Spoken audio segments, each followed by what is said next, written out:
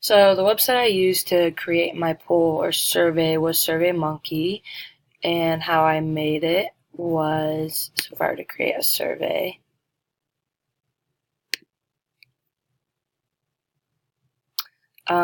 you can choose from many templates, um, or you can build one for yourself. And so I'm just going to make a copy of the one that I already have.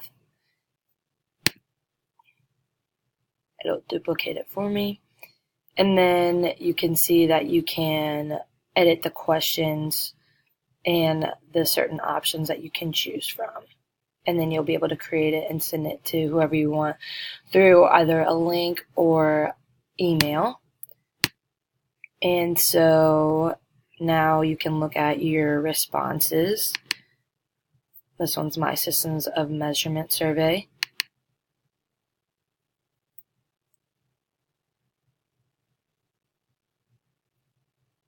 And now I can analyze my results, and it'll show me not who chose, but how many people chose what response for each of the questions. And it has it in a bar graph and a percentage.